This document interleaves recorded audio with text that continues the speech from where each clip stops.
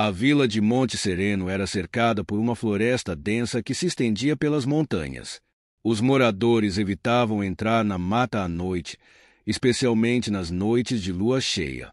Há décadas, histórias de uma criatura metade homem, metade lobo, rondando a floresta, assombravam a região. Alguns diziam que o lobisomem era um homem amaldiçoado por um crime hediondo cometido há gerações. Outros acreditavam que ele era um espírito vingativo, preso entre o mundo dos vivos e dos mortos. O que todos concordavam era que a criatura era real, e aqueles que cruzavam seu caminho raramente sobreviviam. Hector, um caçador experiente, não acreditava nas lendas.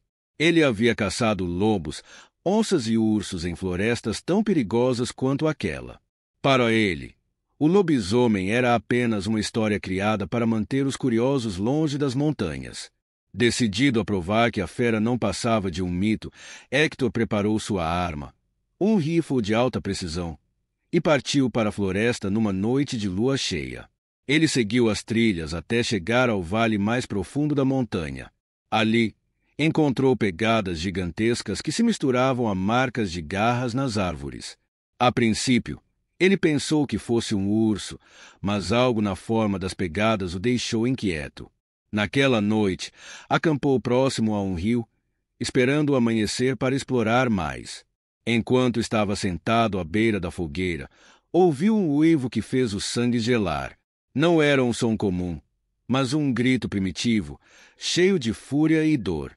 Hector segurou firme seu rifle e olhou ao redor, sentindo que a floresta parecia viva, como se o observasse.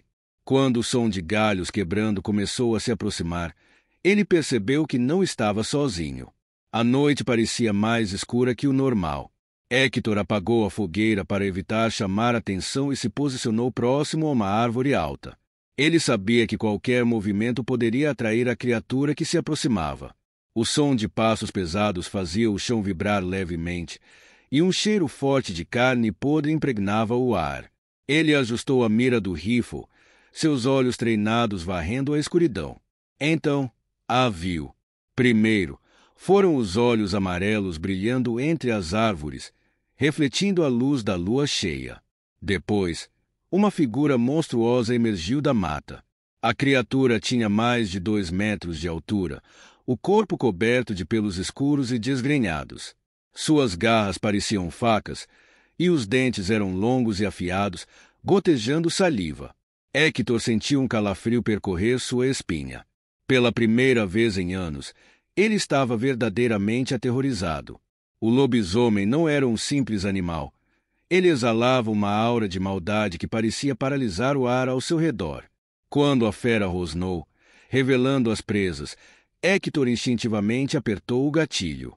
O tiro ecoou pela floresta, e a bala atingiu o ombro da criatura. O lobisomem soltou um urro de dor, mas não recuou. Pelo contrário, ele avançou com uma velocidade impressionante. Hector mal teve tempo de rolar para o lado antes que as garras do monstro se cravassem no tronco onde ele estava. Ele disparou mais 2 vezes enquanto recuava, mas os tiros apenas pareciam irritar ainda mais a criatura. O lobisomem o perseguiu, saltando entre as árvores como um predador brincando com sua presa. Hector sabia que precisava encontrar um lugar para se proteger. Após minutos correndo, ele avistou uma antiga cabana parcialmente destruída pela ação do tempo. Sem outra opção, entrou e trancou a porta de madeira com tudo que encontrou. O som dos passos do lobisomem se aproximava novamente, e Hector sabia que o abrigo improvisado não resistiria por muito tempo. Dentro da cabana, ele encontrou uma faca de caça enferrujada e uma lanterna quebrada. Era pouco, mas teria que servir. Quando o primeiro impacto das garras da criatura sacudiu a porta, Hector se preparou para o confronto. A porta da cabana estremeceu mais uma vez, e Hector soube que não resistiria por muito tempo. Ele segurou firme a faca enferrujada, com o rifle encostado ao lado. O lobisomem soltava rosnados ferozes do lado de fora, e seus golpes deixavam marcas profundas na madeira. Quando a porta finalmente cedeu, Hector disparou o rifle a queima-roupa. A bala acertou o peito da criatura, que recuou alguns passos antes de lançar um uivo de raiva. Sangue escuro escorria do ferimento, mas parecia não ser suficiente para detê-la. Sem opções, Hector arremessou a lanterna quebrada contra o rosto da fera, aproveitando o momento de distração para fugir pela janela dos fundos. Ele correu sem olhar para trás, adentrando ainda mais a floresta montanhosa. A cada passo, ouvia o som dos galhos quebrando sob o peso do lobisomem que o seguia. A floresta parecia sem fim. As sombras das árvores altas dançavam sob a luz da lua cheia, criando um labirinto que confundia Hector. Ele escorregou em uma encosta íngreme, rolando até parar perto de um riacho. Ofegante, ele se levantou e percebeu que o lobisomem ainda estava em seu encalço. A criatura o avistou e saltou de uma rocha próxima, derrubando Hector no chão. As garras afiadas rasgaram sua jaqueta e arranharam superficialmente sua pele. Em um movimento desesperado, Hector cravou a faca no flanco da fera, que recuou soltando um urro de dor. Enquanto o lobisomem se recuperava, Hector percebeu que não podia continuar fugindo. Ele precisava de um plano. O caçador lembrou das histórias dos anciãos da vila, que diziam que um lobisomem só podia ser morto com uma arma de prata. Ele não tinha prata, mas sabia que no topo da montanha havia uma antiga igreja abandonada onde diziam que relíquias sagradas ainda estavam guardadas. Decidido, Hector seguiu em direção à montanha, usando todo o seu conhecimento do terreno para despistar a criatura. Ele sabia que, se quisesse sobreviver, precisava ser mais esperto que a fera. A escalada era exaustiva, mas o som dos uivos do lobisomem o motivava a continuar. Quando finalmente avistou a igreja no horizonte, sentiu uma centelha de esperança. Porém, sabia que a batalha final estava apenas começando. A igreja abandonada era um monumento esquecido no topo da montanha, rodeada pela névoa que parecia emanar da própria floresta. As paredes de pedra desgastadas estavam cobertas de musgo, e o telhado parcialmente desabado permitia que a luz da lua iluminasse o interior. Hector entrou com cautela, o coração batendo como um tambor no peito. Dentro, o cheiro de mofo e abandono era forte. O altar principal ainda estava de pé, coberto por uma fina camada de poeira. Hector vasculhou rapidamente o local, procurando qualquer coisa que pudesse usar contra o lobisomem. Atrás do altar, encontrou um baú de madeira parcialmente aberto. Dentro, havia uma velha cruz de prata e um punhal com lâmina prateada. Ele pegou o punhal, sentindo o peso da arma em sua mão. Era pequeno, mas a lâmina estava afiada. Lembrou-se das histórias que afirmavam que a prata era a única coisa capaz de matar a fera. Enquanto se preparava, o som dos uivos ficou mais próximo. A criatura estava chegando. Hector empurrou um banco de madeira para bloquear a porta principal, mas sabia que não seria suficiente. Ele precisava de uma estratégia. Olhando ao redor, notou que as colunas da igreja estavam instáveis.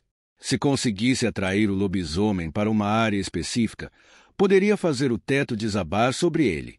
Era arriscado, mas era sua única chance.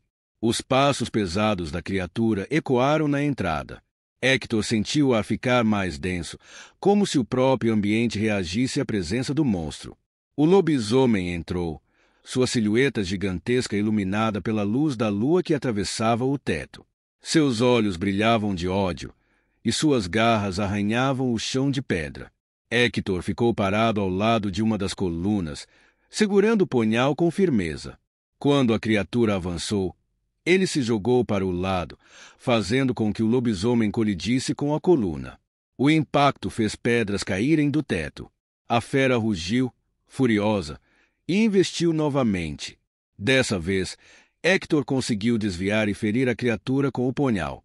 O corte profundo no flanco da besta fez com que ela recuasse por um momento. Aproveitando a oportunidade, Hector empurrou outra coluna, que desabou parcialmente, aprisionando uma das pernas do lobisomem. A fera uivava de dor, mas ainda lutava para se libertar. Hector sabia que precisava agir rápido para acabar com aquilo de uma vez por todas. A luta atingira seu clímax. O lobisomem, preso sob a coluna caída, urrava em agonia, suas garras arranhando freneticamente o chão de pedra na tentativa de se libertar. Héctor sabia que aquele era o momento decisivo. Ele correu em direção à criatura com o punhal de prata firme na mão. Mesmo ferido, o lobisomem ainda era perigoso. Quando Héctor se aproximou, a fera se contorceu e, com um golpe de suas garras livres, rasgou o braço do caçador, deixando uma ferida profunda. Héctor gritou de dor, mas não recuou. Reunindo todas as suas forças, ele se jogou sobre a criatura, cravando o punhal profundamente no peito peludo, exatamente onde acreditava estar o coração. O lobisomem soltou um rugido que ecoou pela floresta, um som tão intenso que parecia sacudir as paredes da igreja. A criatura tentou lutar, mas suas forças começaram a falhar. Héctor segurou firme o cabo do punhal, enquanto a vida lentamente deixava o corpo do monstro. O brilho amarelo nos olhos da fera começou a desaparecer, dando lugar a um olhar vazio e sem vida. Quando o lobisomem finalmente parou de se mover, Héctor caiu de joelhos, ofegante. O corpo da criatura começou a se transformar diante de seus olhos. O pelo desaparecia, as garras encolhiam, e a forma monstruosa dava lugar à figura de um homem. Era um rosto familiar, o de um dos moradores da vila, alguém que Héctor já havia visto várias vezes no mercado local. Héctor ficou parado, atônito, enquanto as palavras dos anciãos ecoavam em sua mente. O lobisomem pode ser alguém que você conhece. A lua cheia ainda brilhava no céu, mas a floresta estava em um silêncio sepulcral. Héctor olhou para o corpo à sua frente, sentindo uma mistura de alívio e tristeza. Ele havia vencido, mas a vitória tinha um gosto amargo. Com esforço, ele se levantou e começou a descer a montanha, carregando o punhal de prata ensanguentado. Sabia que precisaria contar à vila o que havia acontecido, mesmo que ninguém acreditasse totalmente. Na manhã seguinte, enquanto a luz do sol banhava Monte Sereno, a história de Héctor seria lembrada como mais uma lenda. Mas ele sabia a verdade. O lobisomem das montanhas estava morto, e ele viveria com as cicatrizes, tanto físicas quanto emocionais, daquela noite fatídica. Agora se inscreva no canal e deixe o gostei se não vou atrás de tu, cabra.